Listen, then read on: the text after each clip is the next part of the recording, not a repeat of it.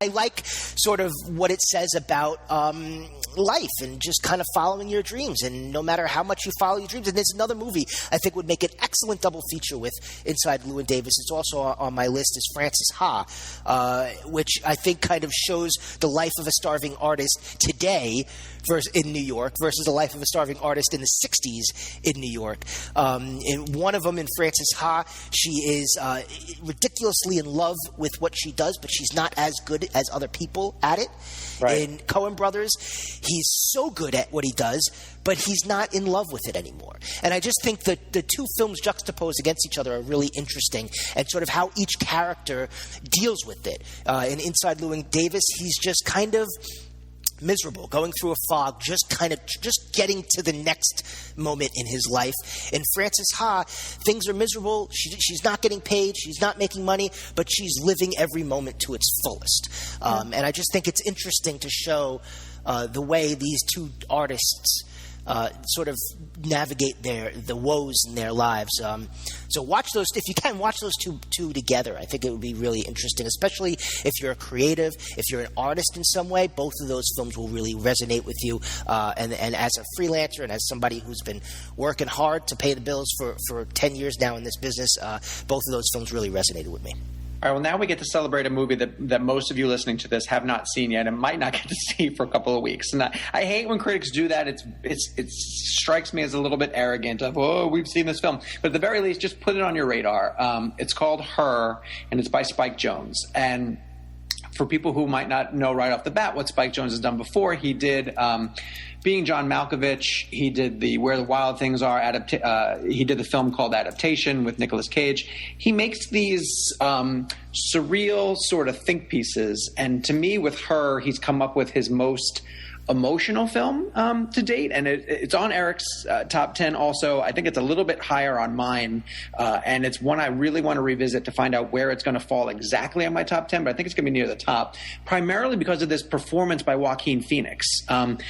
For people who aren't familiar with the story, it's set in Los Angeles. It's set in a not-so-distant future. It's not sci-fi, but it's just a couple of years ahead of where I fear we're actually going, where these new operating systems start to come out, and they have enough intelligence that they can learn and grow and create a bond with the person who initiates them. And so Joaquin Phoenix plays this guy who's coming out of a divorce that's still not exactly finalized, and he launches this operating system.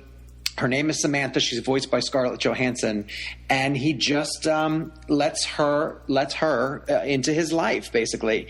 And it talks about how we have this reliance on technology, and it asks the question of, like, what's a relationship? Like, if you're having a relationship with operating system, is it really a relationship? If it's somebody who kind of understands you, and we learn through the Samantha character what she wants to sort of learn, and then there are different ways that their relationship is tested, and then other people enter into other relationships with operating systems. And it talks so much about, like, where society is heading, but it also talks about just when you can connect with something or someone who understands you, how empowering that can be. And even without all of that really interesting stuff going on, the fact that Joaquin Phoenix, carries this movie performing essentially opposite of voice means that he turned in one of the most amazing performances I managed to see this year. And this is in a year where we saw some tremendous, tremendous performances. Phoenix blew me away because he recorded the movie with Samantha Morton, the actress, and never really interacted with Scarlett Johansson, who eventually gives the voice of the girl he's supposed to quote-unquote fall in love with. So to me, it's Spike Jonze operating on just another level of storytelling, and it connected with me emotionally, and I was so blown away by how intelligent it is. I thought the performances are great. It looks really good. It has a bit of a futuristic feel without going too far into it. I can't recommend this movie enough. Yeah, Spike Jonze, I feel like, is a guy who somehow figured out time travel and is living most of his life 10 years from now. And then he's coming back here and making movies about stuff that's happening. A short film about robots and sort of another near future about robots kind of falling in love. And this one is it feels like an extension of that. And yeah, it's inventive. It's beautiful. I really love a lot of the ideas in it. I love how just down to the way people dress in the near future. I mean, it feels so real and so current, and yet just out of our reach. And I love the world building that's in this movie. I think it's really brilliant. I personally, I also need to watch it again and see where it's going to fall on my top 10, because it's a film that so many people are loving, but then others like myself kind of left a little dry from it. Okay. Felt like the relationship stuff could have been a little bit deeper. I wanted to see more of what it does to a person when they fall in love with someone with a voice on a computer, and I feel like I didn't see enough of the consequences of that.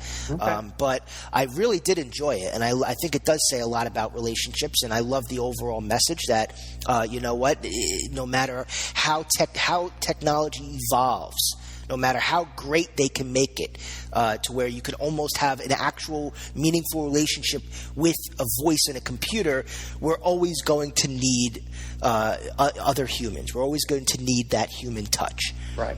In order to be happy, to be truly happy. And I really love the message that it makes in that movie. And I think it's an important message to have now, especially now in an age where we're addicted to our phones. Because this is something that can happen in the very near future, and it's important for us now to say, look, it's still about the human connectivity, and that's what's all right, makes us happy. Let's move on. From the not so distant future to the past, a film that you and I have been talking about since the Toronto International Film Festival, where we both managed to see it up there. I think it just eviscerated us, and it's one that I swore at the time I would never watch again, and then was able to see it a second time and I just couldn't overlook its brilliance. And it's Steve McQueen's movie 12 Years a Slave. Tell me why it still affects you to this day, Eric, because I know that it's one that we keep bringing up, in conversation of just how powerful it is. Yeah, and that's what it is. It's just really, really powerful movie, and it harkens back, and it's funny, I told people, imagine the beginning of Saving Private Ryan just over and over and over again.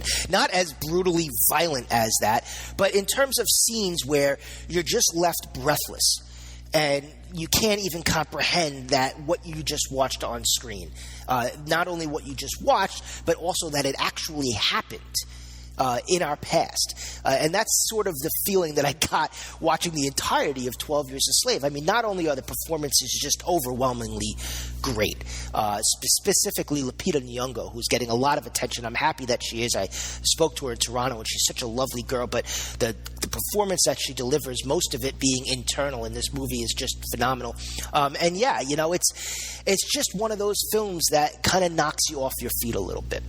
And every once in a while, it's good to get one of those. And I loved the from everything in it. And I think what separates this apart from other films that kind of take a harsh look back at history is that Steve McQueen, he just loves his camera. He loves to linger. And some of the hardest scenes in this movie, he keeps the camera there, and he doesn't care. He wants you to feel these emotions, and he brings you to the point where you almost want to stand up